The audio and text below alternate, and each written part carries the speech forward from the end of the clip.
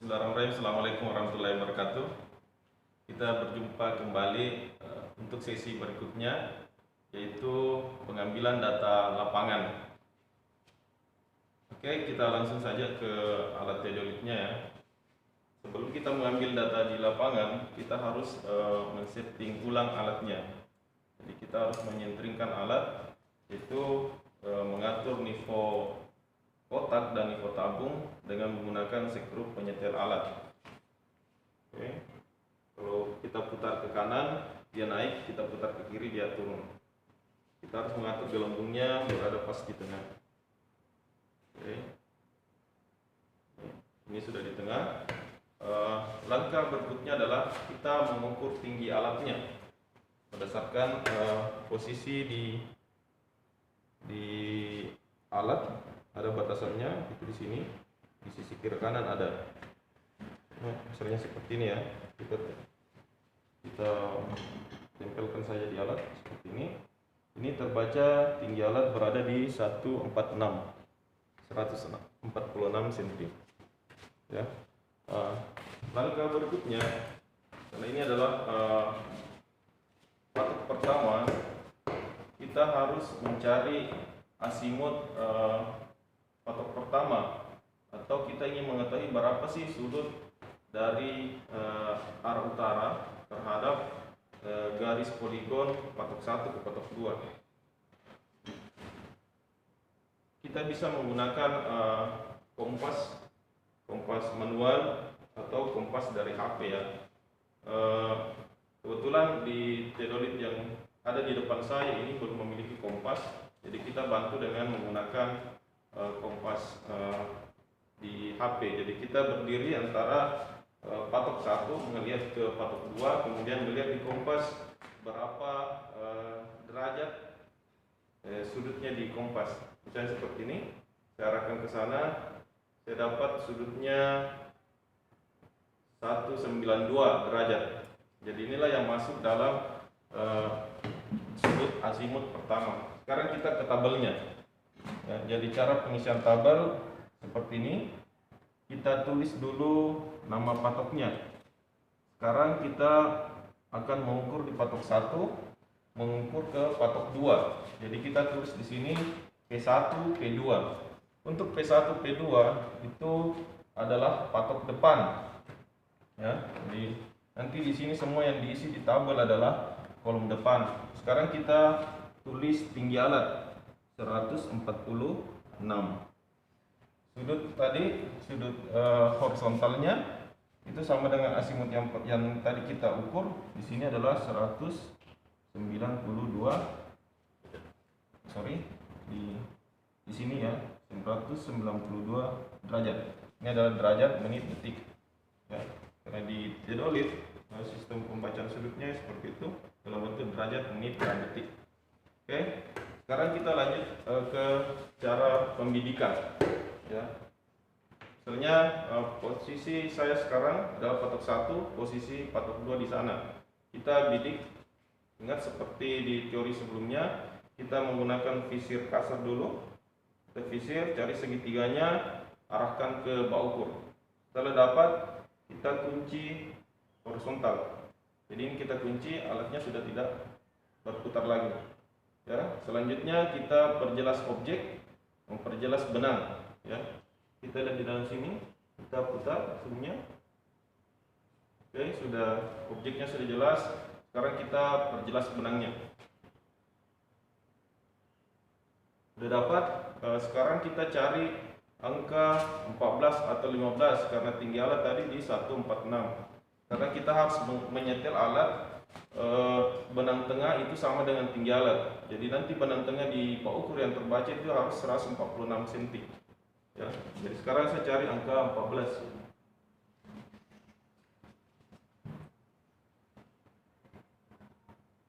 Oke, sudah dapat angka 14. Saya kunci vertikal.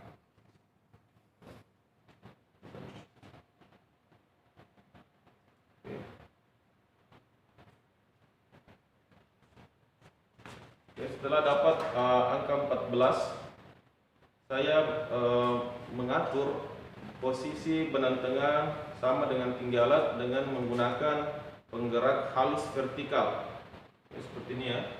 Saya putar ke kanan dia naik, putar ke kiri dia turun. Ini sudah dapat. Oke. Sebelum itu kita nyalakan dulu alatnya ya. Tekan saja tombol power. Oke, sudah menyala. Sekarang kita membaca benangnya. Oke, benang atas 147,5, benang bawah 144,5. Ya. Jadi kita tulis di sini ya. Benang atas 147,5, benang bawah 144,5. Ya. Benang tengahnya adalah 146. Ingat kontrolnya kemarin, pembacaan benang itu adalah benang atas dikurang benang bawah itu sama dengan jarak patok ya. Jarak dari titik sekarang saya mau bidik ke patok yang sementara kita bidik tadi atau patok itu 3 meter. Sekarang kita hitung selisihnya, 147,5 dikurang 144,5 sama dengan 3 ya. Jadi cara pembacaan benangnya sebenar yaitu 3 meter. Sekarang kontrol berikutnya adalah benang atas tambah benang bawah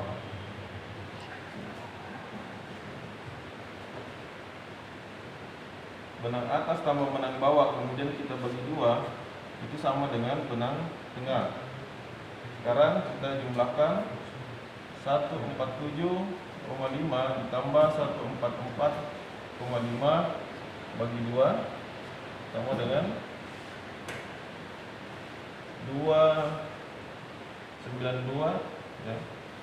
Bagi 2 itu sama dengan 146. Berarti benar.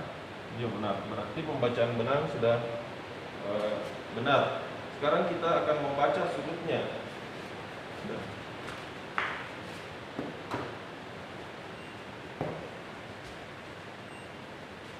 Oke. Untuk yang patok pertama ini untuk sudutnya misalnya di sini ya, kita koreksi dulu.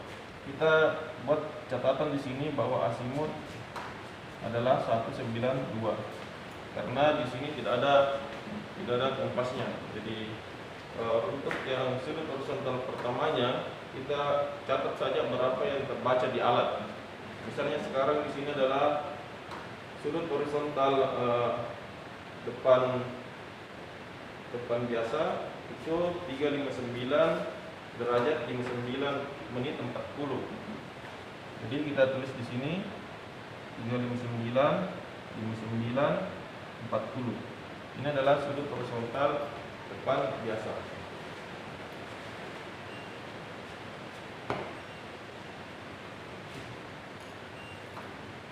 Oke, sekarang kita baca sudut vertikalnya.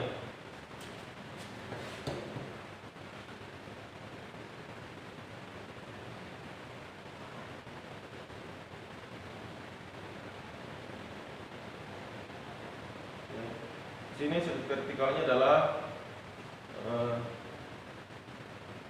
89, 49, 50. Kita tulis di sini 89, 49, 50. Oke. Untuk pembacaan sudut biasa sudah selesai. Sekarang kita akan membaca lagi berapa sudut luar biasanya. Ya. Itu tadi dalam posisi pembacaan sudut biasa. Sekarang kita ke pembacaan sudut luar biasa. Caranya adalah kita buka kembali pengunci vertikal dan horizontal. Kita buka.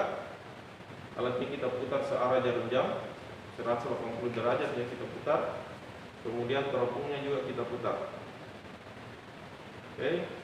Sekarang tadi posisi pengunci di sebelah kanan saya, sekarang dia berada di sebelah kiri. Kunci vertikal tadi di depan saya, sekarang dia di sebelah dari alat hydrauliknya. Sekarang kita kembali ke langkah yang pertama tadi, kita visir. Setelah dapat baut ukurnya kita kunci, ya. Kemudian kita perjelas objeknya, kita paskan benang vertikalnya di tengah baut ukur, ya. Kita mencari kembali tinggi alat sama dengan benang tengah, cari angka 14. Oke, setelah ada kita kunci vertikal.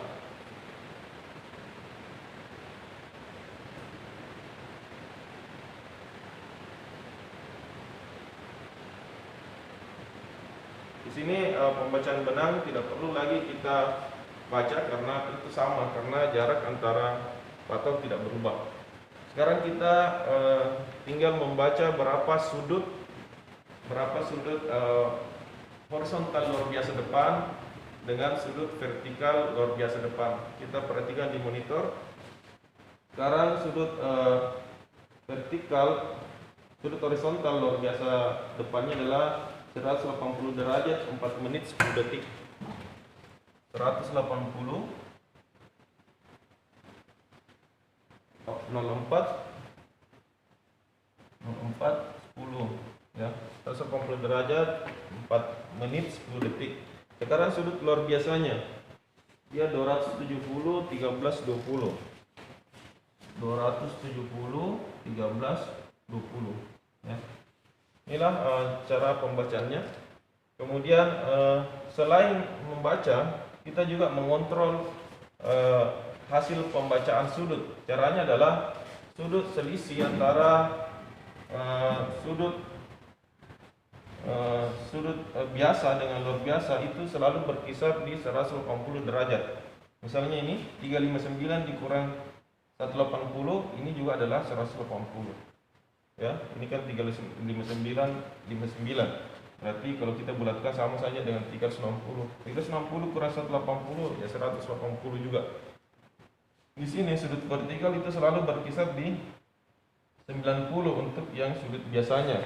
Kalau untuk sudut luar biasa selalu berkisar di 270 derajat.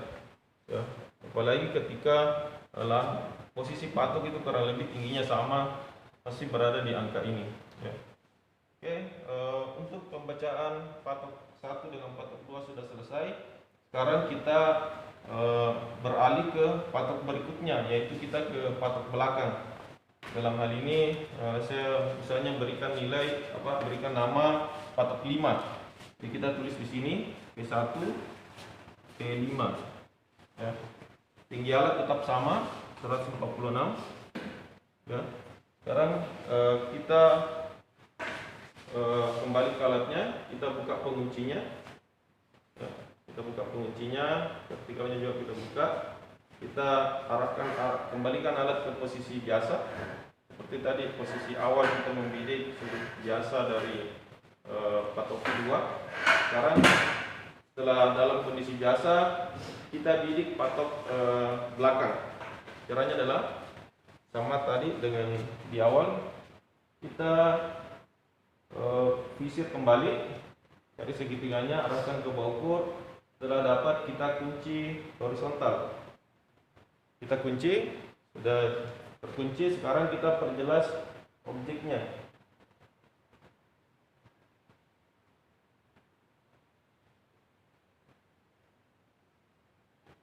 Oke, sudah jelas objeknya, benangnya juga sudah jelas. Sekarang kita mencari lagi benang tengahnya sama dengan tinggi alat di 146.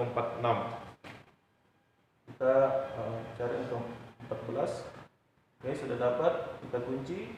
Kemudian penggerak halusnya kita atur untuk memposisikan benang tengah di 146. Oke, sudah dapat. Ya. Setelah dapat, kita membaca kembali berapa benang atas, berapa benang bawahnya.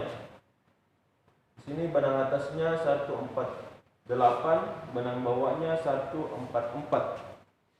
Ya, jadi kita tulis di sini, ini adalah patok belakang. Jadi kita tulis di sini 148, benang tengah adalah 146, ini adalah 144. Untuk di patok 1 ke patok 5 ini dia memiliki jarak 4 meter. Maka di sini kalau kita selisihkan 148 kurang 144 itu adalah 4. Ya, maka terbaca juga di alat seperti itu. Ini kita tambah juga, hasilnya adalah 146. Kemudian kita 292, kemudian kita bagi dua, nilainya juga 146. Sekarang kita baca berapa sudutnya. Di sini sudut horizontal belakang biasa nilainya adalah 133 derajat 57 menit 30 detik. Jadi kita tulis di sini 133 57 30. Oke. Sekarang sudut vertikalnya 90 derajat 0 menit 10 detik. Kita isi di sini 90 0 menit 10 detik. Oke. Sudut pembacaan belakang biasanya sudah selesai. Kita ambil lagi sudut belakang luar biasa. Jadi kita buka penguncinya, kita buka, kita putar lagi alatnya searah jarum jam 180 derajat. Kita putar teropongnya juga. Oke, kita visir kembali. Setelah dapat kita kunci. Oke, kita membidik kembali alatnya. Oke. Kita cari angka 14, baru kita kunci vertikalnya, baru putar penggerak halus vertikal. Oke, sudah. Benangnya sama, benang atas dengan benang bawah. Sekarang kita baca berapa sudutnya. Di sini sudut horizontal luar biasa belakang 313 43 30. Jadi di sini 313 43 30. Ya. Sementara vertikalnya 270 00 10. Jadi kita tulis di sini 270 00 10. Ya, coba kita perhatikan juga sudutnya. Selisih antara sudutnya derajatnya dengan ini sama juga 180. 313 kurang 133 juga 180. Di sini 90, di sini 270. Nah, data untuk patok belakang utamanya sudah selesai. Sekarang kita ambil patok detail. Ya, kita buka penguncinya. Ini kita buka. Kita kembalikan alat ke posisi biasa. Sekarang kita bidik patok detail. Ya, patok detail itu posisinya di dalam poligon. Ya, kita visir. Setelah dapat kita kunci, kita perjelas objeknya.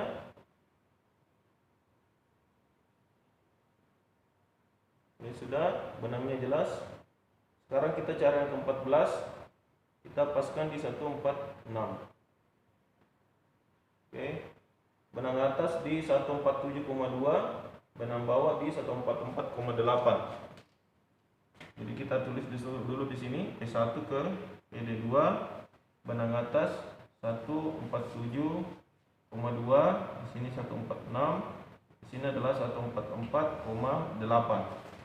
Ya, ini tinggal tetap sama 146. Sekarang kita baca sudutnya. Sudut horizontal depan biasanya adalah 97 derajat 55 menit 40.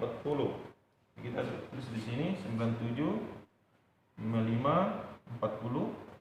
Kemudian vertikalnya 90 01 50. Sini 90 01 50. Oke. Sekedar informasi bahwa untuk patok detail kita tidak mengambil data sudut luar biasa, hanya sudut biasa saja. Dengan demikian untuk patok 1 itu sudah selesai pengambilan datanya. Adapun jumlah patok detail itu disesuaikan dengan kondisi lahan yang kita ukur. Semakin banyak patok detailnya semakin bagus. Ya, tapi kita usahakan minimal satu patok utama yang kita tempati membidik itu memiliki satu patok detail. Cara pengisiannya seperti ini. Untuk patok detail dia terhitung patok depan, ya, dan tidak ada sudut luar biasa. Setelah itu kita cross check datanya, tidak ada yang bermasalah. Sudah kita cek tadi ya, pembacaan benangnya, pembacaan sudutnya tidak ada masalah. Sekarang kita sudah bisa pindah patok. Caranya adalah tidak usah dibuka teodolitnya, ya, tidak usah dimatikan alatnya, tinggal kita angkat seperti ini, ya, kita ikut seperti ini, baru pindah ke patok berikutnya, misalnya di sini.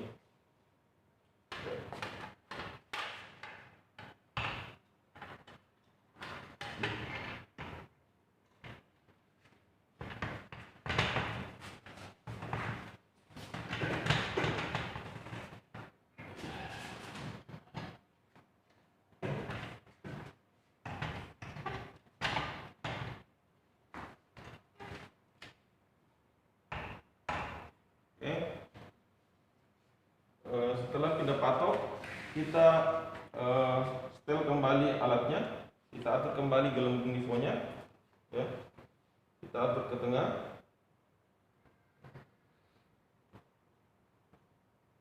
Oke, misalnya sudah di tengah, kita mulai mengukur kembali tinggi alat, ya. Mengukur tinggi alat, kemudian kita mulai lagi pembidikan dari patok 2 ke patok 3, ya. Tapi tidak perlu lagi mengambil arah utaranya, hanya di patok pertama saja, ya. Adapun langkah-langkahnya sama tadi di patok pertama, kita cari dulu sudut biasa, kemudian sudut luar biasa. Setelah itu kita bidik kembali ke patok belakang, yaitu dari P2 ke P1 sebagai pembacaan belakang. Kita ambil sudut biasa dengan sudut luar biasanya, kemudian kita ambil lagi patok detail. Saya kira itu saja untuk kesempatan kali ini. Saya akhiri. Assalamualaikum warahmatullahi wabarakatuh.